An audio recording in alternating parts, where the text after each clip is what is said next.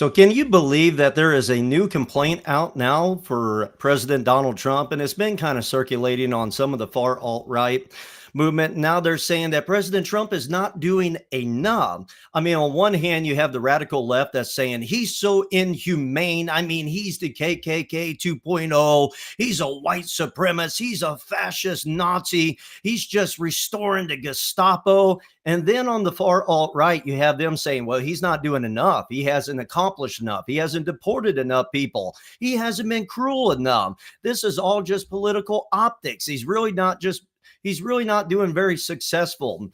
Well, welcome back to the Revealed Report with your host, John Wilson. I'm sorry about yesterday. I was a little under the weather, still a little under the weather today. But I'm thankful to be back behind the microphone. And I really want to address this because we are hearing two polar opposite things, and it all has the same agenda, and that is to take down President Trump and take down the MAGA movement. So on the radical left side of the aisle, they're saying that he is evil for all the deportations and the cracking down on illegal migration into our country, especially without assimilation, and for cracking down on cartel drug smugglers trying to bring it into our country. Then on the other hand, you have the far alt-right movement that claims to be America first, but really they're American isolationists that are saying he's not doing enough. I mean, he's not deporting enough people and he's too friendly to immigrants. And so these both are being said at the same time. And it's all to try to divide the MAGA base. It's all to try to divide conservatives between away from President Trump and the mission that he is doing. And ultimately, it would help cause the GOP to lose the midterms. So I want to come on here, your doctor of reality and your doctor political purity and ideological clarity, to come on here and to talk to the followers of this program, to tell you not to listen to either lie. They're both radical lies. And we're going to break down what is happening tonight, what is going on among the conservative side of the aisle, and bring you actual political ideological clarity so you don't buy into all the grifting lies that are taking place from both the radical left and the far alt-right, because they're both trying to set themselves up for future power and authority and control and political offices, or the people that they would prefer to be in political office. That's all it's about. They think that President Trump has entered into his lame duck period of time. And so they're all jockeying for trying to get political position and power right now. However, you have to understand that President Trump is still in the driver's seat. He's still the power voice for the MAGA movement, the conservative side of the aisle. And before the end of this, I'm going to prove it with Jasmine Crackpot's new advertisement, which I actually will give her some credit for. Believe it or not, I'm not supporting Jasmine Crackpot Crockett, but I am going to be honest. The advertisement, I think, was very clever, but it also proves the fact that President Trump is still the voice of MAGA. He's still the voice of the conservatives. He hasn't lost that ability. Just ask Marjorie Trader Greene. When she was taken down, her whole political career was upended with one Truth Social post. And so the left is trying to say, oh, he's deporting too many people, and the far alt-right saying he's not deporting enough.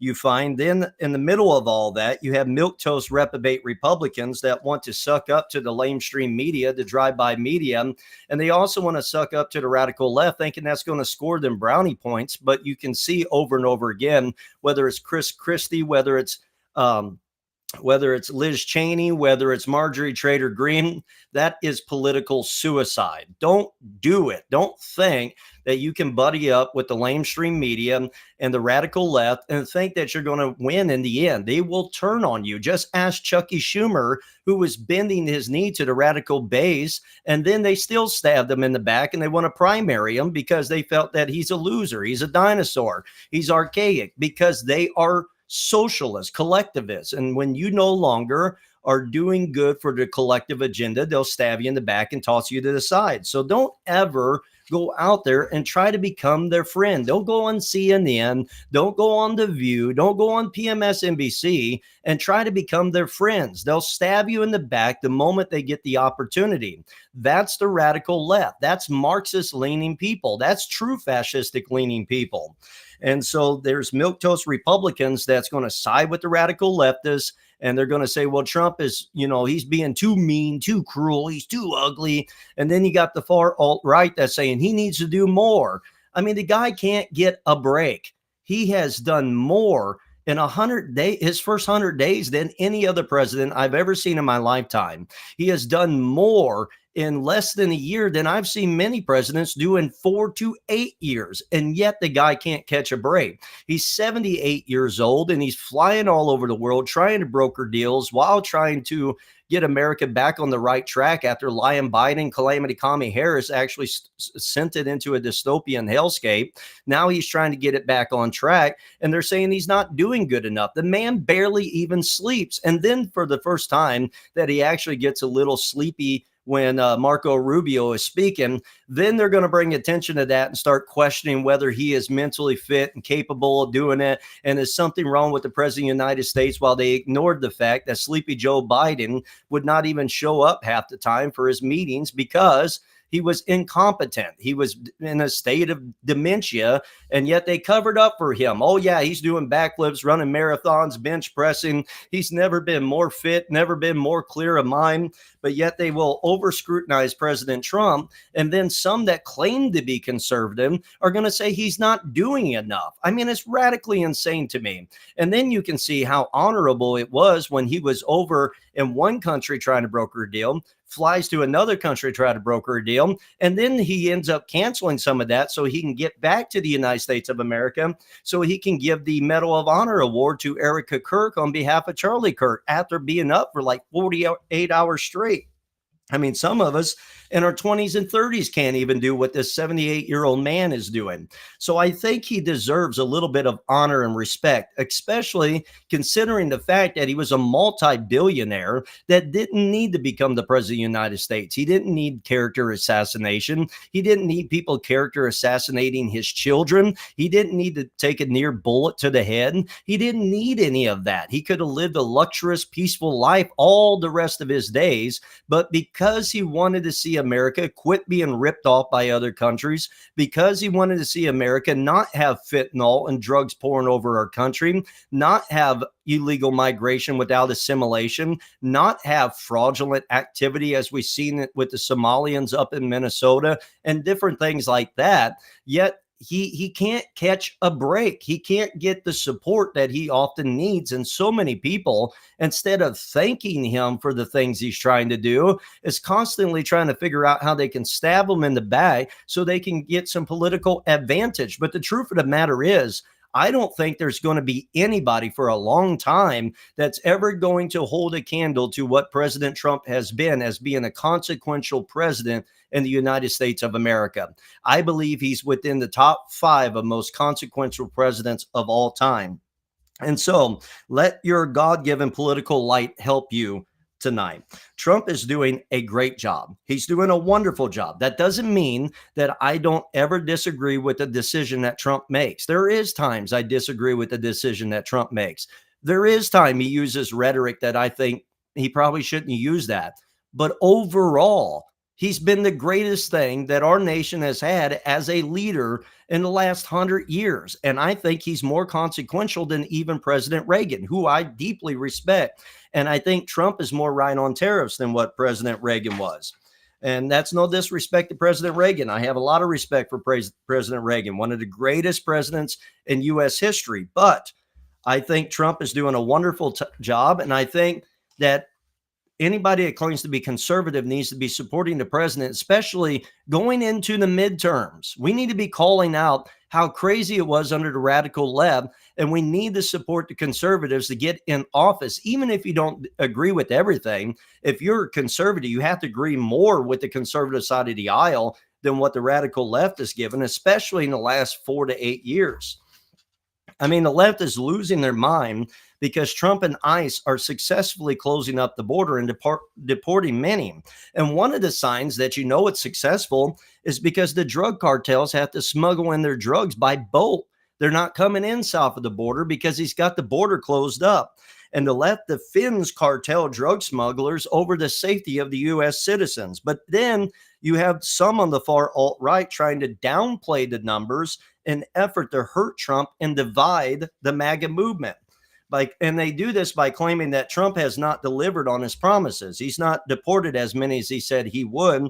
And the Trump administration is just running a PR game so that they make it appear that he is he's delivering on the promises.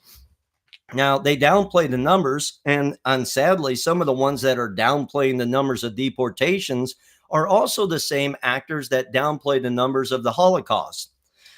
And so they are claiming that the Trump administration has only deported around 300,000 illegal immigrants. But I'm going to fact check that, okay? Over all of Trump's time in office, he has deported over 935,000, and some of the figures are over 1 million. However, here's a number that they won't give you that I'll give you. They don't talk about this fact. There's 1.6 million immigrants that self-deported. Those figures don't get factored in to the deportations of the Trump administration. 1.6 million has self-deported. And you know why they're self-deporting? Because Trump is very successful on closing the border and cracking down on illegal immigration. And also because that's what the PR game is all about. The PR game is not because Trump is trying to act like he's delivering a promise he didn't deliver. That is the most radically insane, stupid comment I have heard by some on the far alt-right. The reason why there's the PR game, these advertisements, is because it is putting a fear factor in the illegal immigrants that are here so that they self-deport, and that also helps in the end cause without having to use a lot of money and manpower and effort to do it. It's also safer for ICE agents if people will self-deport. Also, there is the PR effort to make the El Salvador prison look as bad as possible in order to incentivize illegal migrants to self-deport. So this is not a PR game so that Trump is trying to sell the image that he is delivering on the promises. He is delivering on the promises. Now, if you wanted him to get rid of every illegal immigrant that has fled into our country after Biden had open borders for 4 years and he's supposed to do it in less than a year, then you're asking him to do something that none of us would be able to do. So I think we need to back up a little bit and give a little bit of respect and appreciation for the president of the United States, because the result has been a net negative migration, meaning many more are leaving than what are coming in. And while the far alt-right wish to hurt Trump by minimizing his successes, the radical left constantly tries to rewrite history. We have been sold the CRT, critical race theory. We don't hear about it much today, but it is repackaged, rebranded, and they're still trying to do it today. CRT has tried to teach us that America was built by everybody but white men. They told us it was built by black slaves. They told us if you're Mighty Hassan, you know, the intelligent one, which, by the way, that said the pipe bomber would never be found because, you know, we don't go after the far alt-right people who do these hideous acts, even though it was a black man. And Mighty Hassan told us that this nation was built by Muslims. And now we are told that it was built by Somalians. Here is the brilliant Premilia Jayapal telling us that, hey, did you know our country was actually built by Somalians and it's made great by Somalians? Prefaced, let me give this disclaimer.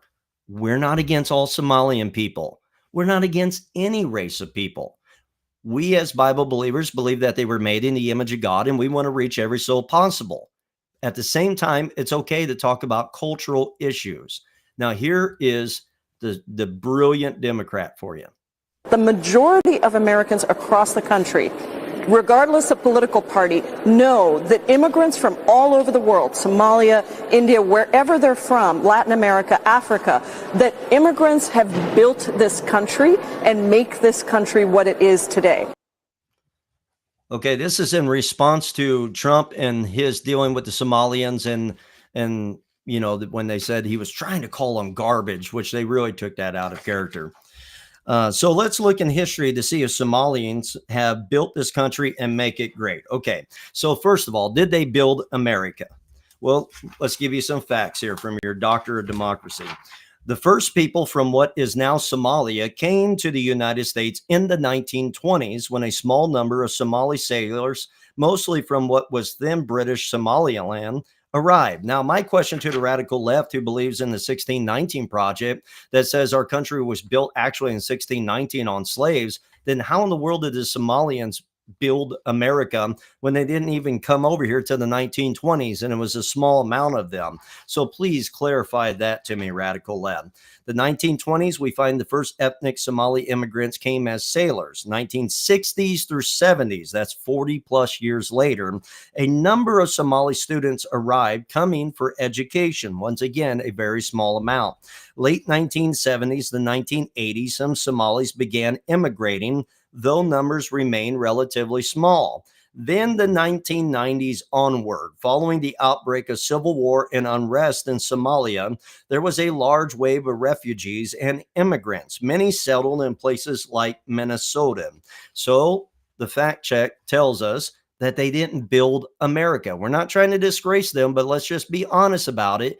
They didn't build America. So are they making America great?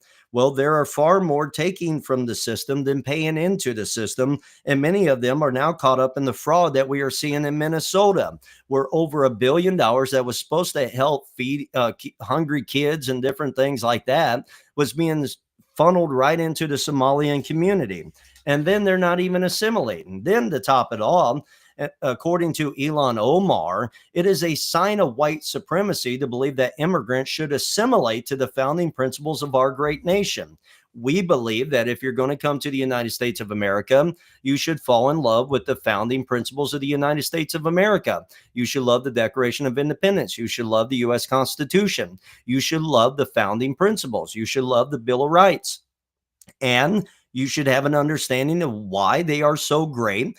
I think you should try to learn the language, and you should love the fact that America produces greater good than the world, much of the world, and it produces more freedom and more liberty. And you should believe in American exceptionalism. If you're coming to the United States of America, you should not be trying to rot it out and flip it inside out and upside down. And you should not be trying to take it away from its Christian heritage. You don't have to be a Christian. You can be an atheist. You can even be a Muslim, but you should not be trying to rot out its Christian heritage, because that is the founding principles of the United States of America. But if you believe in assimilation, then you are a white supremacist, of course, because everybody is a white supremacist if you believe in the founding principles. Here is the intelligent Ilhan Omar. I mean, when I think about Stephen Miller and his white supremacist rhetoric, it reminds me of the way the Nazis described Jewish people in Germany. Okay, she said this in response to the question about Stephen Miller saying that my immigrants should assimilate into the United States of America. And she's saying that Stephen Miller, because of that, is a racist white supremacist. And he kind of reminds me of Hitler and the Germans, the Nazis, you know, and what they said about the Jews, which I find very ironic, considering the fact that Ilhan Omar hates the Jews. She despises the Jews. She is a Muslim Islamist that absolutely despises the Jews. She would love to see the eradication of Israel off the face of the earth. So I think it's really ironic that she's going to try to use that comparison. I also find it ironic that President Trump supports the Jews, but somehow he's a Nazi. That Stephen Miller himself is Jewish, and yet somehow they're Nazis. Ain't that incredible? And then the anti-Israel people will begin to use like certain Jewish descendants that actually betrayed their brother, kind of like George Soros and Karl Marx. But yet you can see that Antiochus Epiphanes, the very prototype of the Antichrist from the book of Daniel, actually seized political power and cultural power. And it was the proselyte, apostate Jews that sold their brethren out. So just because there's some wacky ones doesn't mean they're all devils. And so I do find it funny, though, that the Democrat Party, they love George Soros, but they don't like the state of Israel because they're hypocrites. That's what it is. They hate the nation of Israel and they hate the United States of America. They hate the founding principles of the West. That's why they believe in migration without assimilation. And if you believe in assimilating to the founding principles, you're a Nazi, you're a fascist. It's radically stupid is what it is. And honestly, the overusage of the terminology, now we can't even call out real fascism, because what President Biden was doing by merging a public-private partnership was fascism blended with Marxism. But now it has no weight and value because they overused it, which is pretty clever for them, because now we can't use it against them even when they're practicing such principles. And so this is the radical left. They believe in trying to change America. They believe in the replacement theory. They believe in drowning out the traditions of America. They would love nothing more than to switch Independence Day for Juneteenth and Columbus Day for Indigenous People Day and the American flag for the Pride Progress flag. They have no allegiance to the founding principles of the United States of America. And while the left rewrites history and demonizes Trump for cruelly deporting illegal migrants, and while the far alt-right tried to demonize Trump for not doing enough, then you have the milquetoast reprobate Republicans that try to suck up to the drive-by lamestream media and the radical left, which is absolute political suicide. Can't they see? I mean, it reminds me in the book of Second Kings when there was these 50 people of the enemies of Israel that walk up and they get fire casted down on them. Then another 50 go and do the same thing. Finally, the third group of 50 was like, hey, we don't want to do the same thing. When will the radical left and when will the milquetoast Republicans wake up and realize that there are some things that lead to political suicide? And so here is the Republican senator from Utah that nobody knows about, John Curtis, on CNN, which already is a bad sign. If you're going on CNN, I can already tell you're probably a milquetoast Republican. Here is he. So listen, I've learned, sadly, I can't control anybody but me, right? And the best thing I can do is set my example. And I think all of us need to wake up every morning, look in the mirror and say, what are we doing? What am I doing specifically today to make this country a better country, to make all of our immigrants feel more welcome? That's what we've always had. And I think if more of us would do that, it would matter less what individuals said. Right. But as you know, he's not just an individual. He's the president of the United States calling an entire community garbage.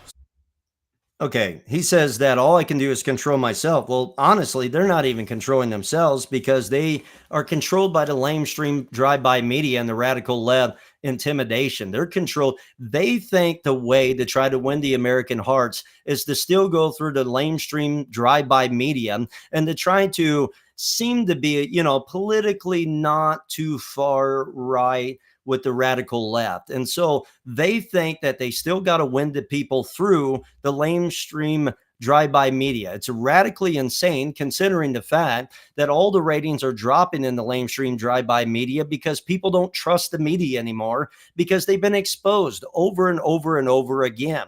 When will these reprobate Republican milquetoasts wake up and realize there's a reason why President Trump won? There's a reason why he took every swing state. People are tired of that. Now, I will say I do have a concern that the extremes are beginning to take over. Now, I don't believe that President Trump is extreme. I think he's actually more of what America used to be. However, I do believe there are extremes on both sides, and now it's becoming a competition of the extremes. I think the days of the milquetoast Republicans are absolutely over. I think now people are wanting to go either more extreme right than President Trump. A number of them, not a lot, but a number of them, are they're wanting to go more extreme radical left, like Bernie Crazy Sanders, that looks like he should be feeding pigeons on a park bench somewhere, or the Jasmine Crackpot Crockett's. And so I do believe that we are entering a very, very dangerous kind of time frame where it is the radical ones that are trying to grab the heart of many. And we're seeing a radical change in the United States of America. Some things for the better, some things for the worst. And so this John Curtis, he doesn't even control himself. The intimidation from the radical left and the drive-by lamestream media is what controls him, just as many in the Republican Party are controlled by such. And so here he is, kowtowing, bending the knee to those on CNN and trying to say, oh, we need to wake up every day and think about how we can make life better for immigrants. And, this is really about ICE, and it was about illegal immigrants. And so, no, I'm sorry. Look, I pray for everybody. I want everybody to be reached with the gospel. I want everybody going to heaven. However, I will say this, that I do not and will not wake up every day trying to figure out how we can make illegal immigration feel more comfortable in the United States of America. I don't think we should be looking on how we can make illegal immigration feel comfortable and incentivize many more to come here and migrate into our country without assimilating to the founding principles of the United States of America. If we truly have the greatest country in the world, as I believe we do, I don't think coming to America should be the easiest thing in the world. And really, honestly, they say we're a nation of immigrants. Partially true. However, the founding fathers, and for many, many decades, they were very stringent on who they would let in, and they were not opposed of getting rid of people and getting them out of our country.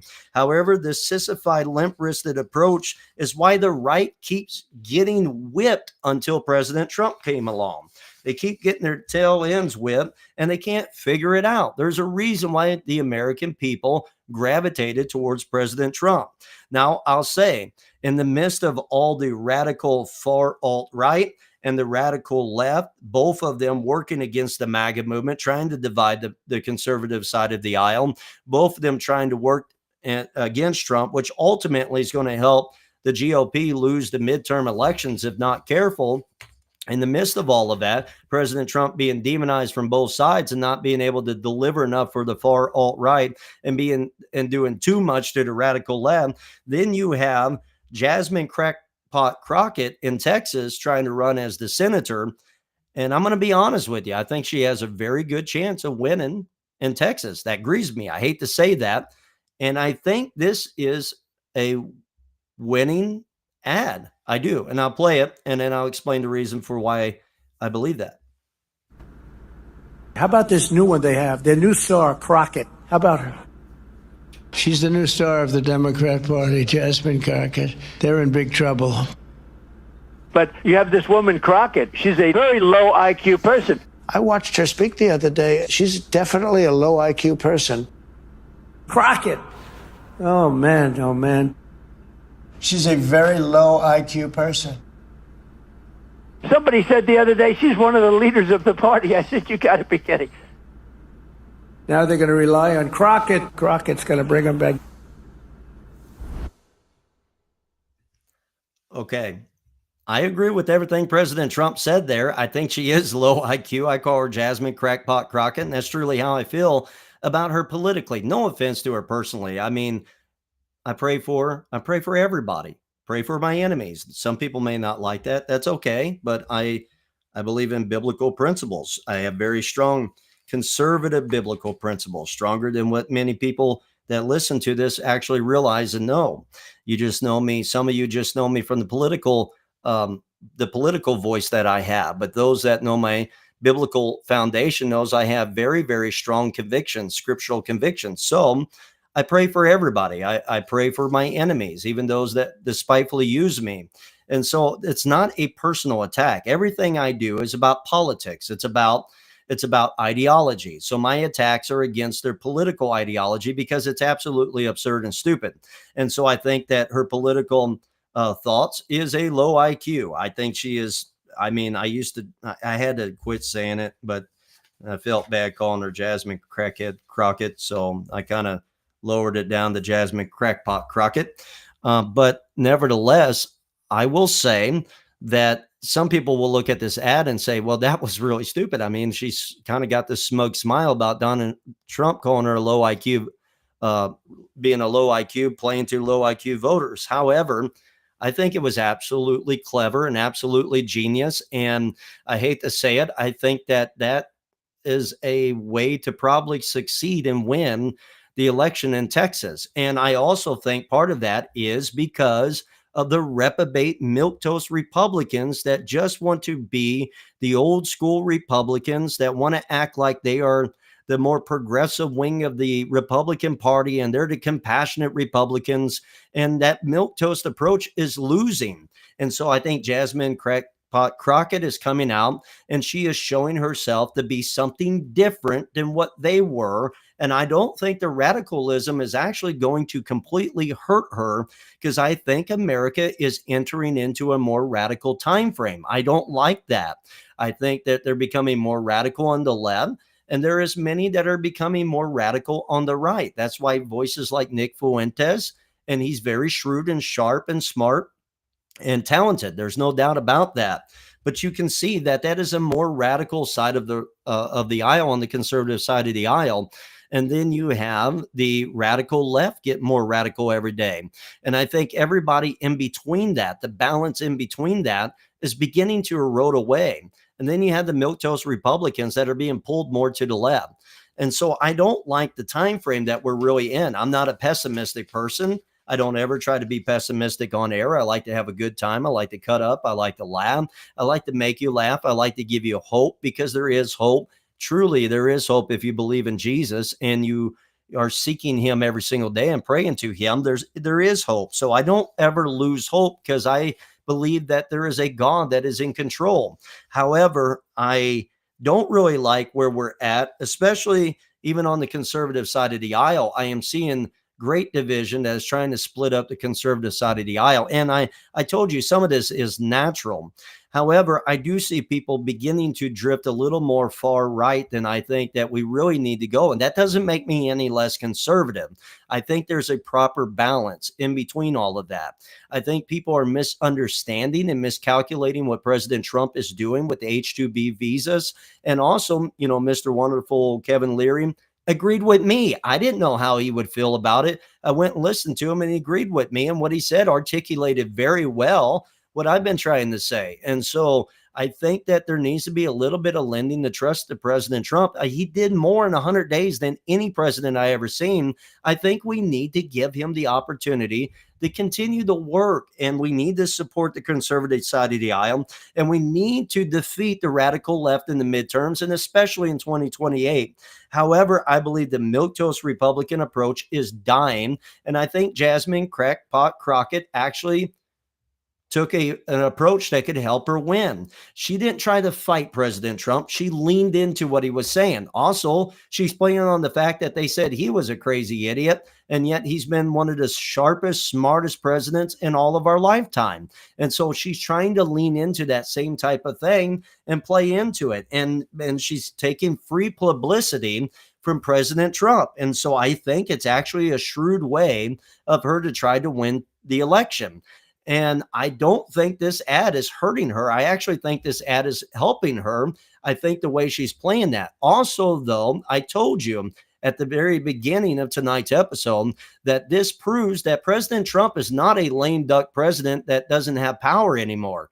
He's still the voice of power, and Jasmine Crackpot Crockett knows that. So she's not trying to fight against his voice in this ad. She's trying to use his voice in this ad. And so every conservative and everybody on the right should take that same approach. They should also lean in to President Trump's voice and not fight against him, but lean into it, because I believe that President Trump is the MAGA movement. Now, I understand we were here before President Trump. We believed in these things before President Trump, but I believe that there's not really a MAGA without President Trump. He made it. He is the personality.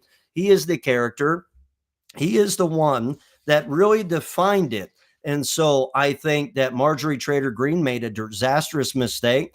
And look, I will say this, Nick Fuentes, I'm not going to discredit his brilliance and his shrewd ability and talent at podcasting and interviews. And there is some things he does get right. Now, I don't agree with everything he's saying. And I'm not so much sure on how much is trolling and how much is actually the real Nick Fuentes, because Rush Limbaugh would go on air. He was larger than life, beating the left with half my brain tied behind my back just to make it fair. Unseen prophet, timeout, knowledge on loan from God. And he would troll, but really behind the scenes, they said he was one of the most kindest hearted people, wouldn't even talk about politics because he had leftist friends he wanted to play golf with. And so that was his entertainment voice. And then there was the real Rush Limbaugh. The same thing with myself. If you meet me, I'm a quiet, meek, and loving person and very compassionate. And I have friends across many of the aisles, friends I absolutely vehemently disagree with. But there is a value of entertainment when you go on air, and there is a value of trolling. If I said there wasn't, I'd be a hypocrite, because the entertainment is not just for the sake of clicks, it's for the sake of trying to get people to hear the message that we're giving. So I'm not so sure that Nick Fuentes doesn't play into that, and he's not trolling a bit to get the clicks. And so I don't want to just jump on the extreme like some people that are doing, like the Piers Morgan did, that absolutely did horrible in that interview with Nick Fuentes. But I will say that Nick Fuentes, I believe, has some things right. I think he goes too far on some things. But I think there's an appeal for that because people are tired of the political correctness. And honestly, they're drifting to the extreme of one side or the other. Now, some are going to say that he only has a following because of all the bots from other countries. Partially true, but honestly, there is a rise of a young movement that is gravitating towards him. And I do believe there is concerns he gets right. I think the fact that the radical left has told us that we can't talk about cultural differences and there's cultural relativism as if every culture is the exact same and we have to respect every culture on the equal levels. I think that is pushing people to the side of just wanting somebody to break the political correctness, even if it sounds racist or too extreme or whatever.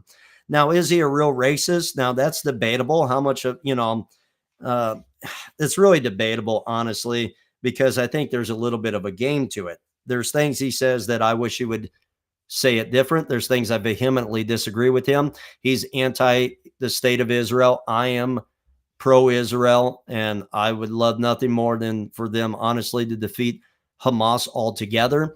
If you're Tucker Carlson, you believe that they're just kind of a political group, not really terrorists. That's absolutely absurd and stupid. Just ask everybody that's been slaughtered by them. Just ask those in Israel in October that was slaughtered by them, and the women that was raped and the children that was beheaded. Just ask if they think they're just a political movement. So I think the thing that bothers me, though, is you have some that are just trying to label Nick Fuentes, and then you have some that are scared of the conversation altogether. Honestly, I don't think either extreme is really the best. I think there needs to be debate and dialogue, but there needs to be articulation without being so afraid of being political correct all the time. That's the problem I have. I don't have a problem with the debates. I don't have a problem with the dialogue. I don't have a problem with sitting at the table. I do have a problem when it is trying to sanitize everything, not pushing back on him and bringing people in for trying to get them to say what you won't say as a podcast host so you can play innocent. I have a problem with that. I think it's manipulative. I think it's deceptive. And I think it's cowardice. I don't have a problem with debate and dialogue. I do. Piers Morgan wanted to play the political correct thing the whole time and just wanted to try to label him. I don't think that works. I think it's hurting us. I think we need to articulate our message. I don't think we need to just go on air and scream about it. I think, and look, I'm passionate. I'm passionate about it. You've seen me passionate, but I think we need to articulate our argument. That's how we're going to win. And part of the reason why I'm saying this is because the temperature is getting hotter and hotter. We've seen that there was the attempted assassination on President Trump. Thank God it wasn't successful. There was the successful assassination, unfortunately, on Charlie Kirk and the celebration of his assassination. Then we find that media voices like Benny Johnson, Ben Shapiro, and Tim Pool have all been targeted to the point that Tim Pool is looking at stopping. And I don't like that, stopping and getting out of it because he's afraid of the safety and concern with the safety of him and his children and his wife.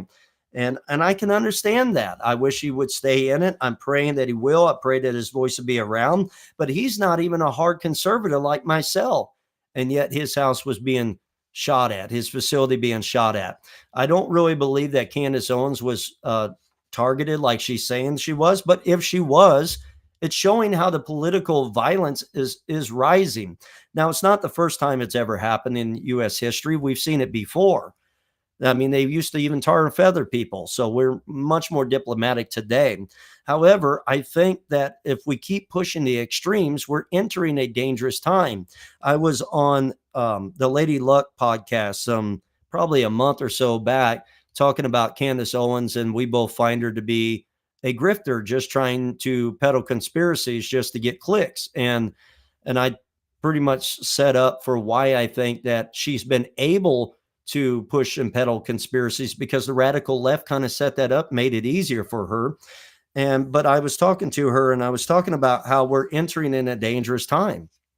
And you have to know Lady Luck. Lady Luck is very, very sweet lady, and check out her podcast, Lady Luck LLC podcast.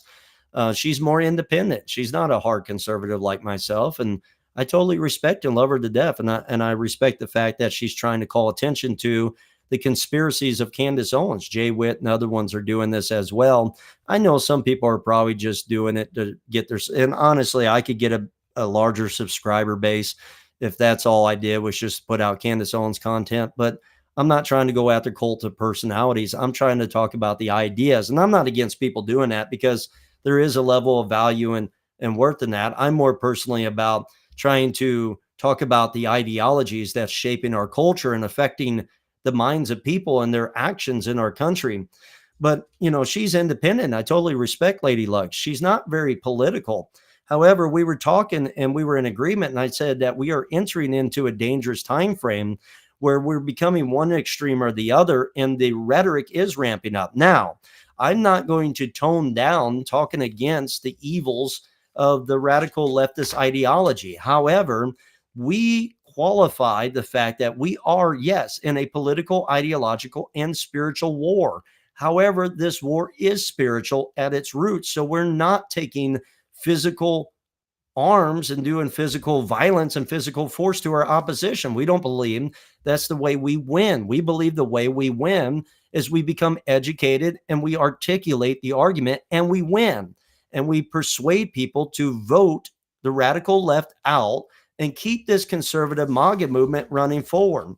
And so I also think that podcasters are trying to be more shock jockey and trying to gravitate people towards them, hoping that they can be the influential voices, if they're not running politically, to be the influential voices that shape up, like J.D. Vance's approach in that, trying to make them more anti-Israel and different things like that. So I think there's jockeying for position on that. Here at the Revealed Radio Network, we're not interested in all of that. What we're interested in is just trying to preserve what is true conservative values. We are biblically based, and we love the founding of the United States of America. We read the Bible and read Locke. Okay, we read Montesquieu. We read the founding principles as well as the principles of the Word of God.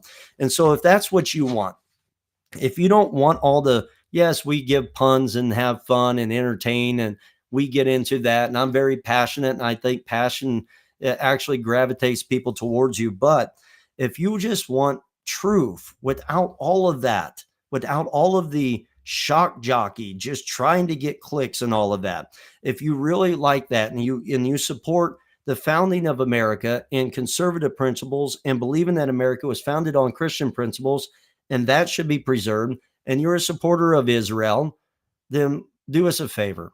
Help us out. Why don't you hit that subscribe button? You can smash it or gently tap it. I won't know the difference. Give us that thumbs up. Share us with somebody else. Leave a comment. And if you would like to support us, you can support us financially by PayPal at the revealedpublications@gmail.com.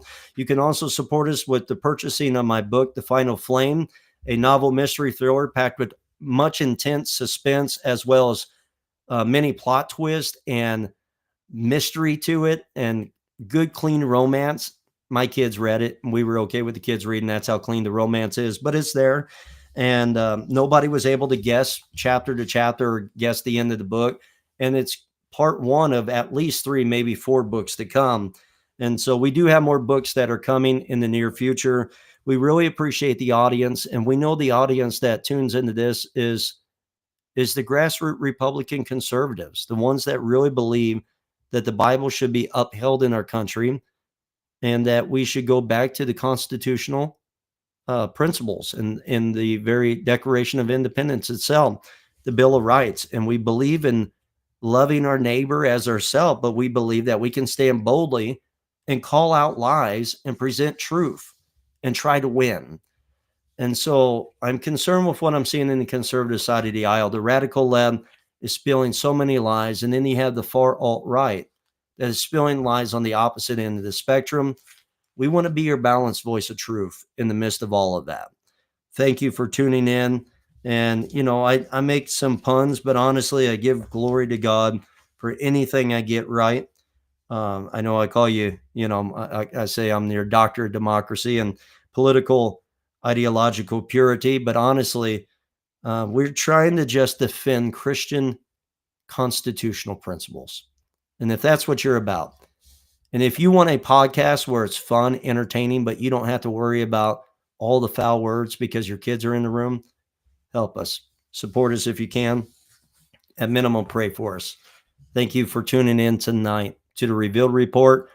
We know the church will be standing tomorrow. Jesus said, upon this rock, the gates of hell shall not prevail against it. But if the republic has not totally been burned down, and I don't get worse in this sickness, I will see you tomorrow night, America. I love you. God bless you. Thank you for tuning in.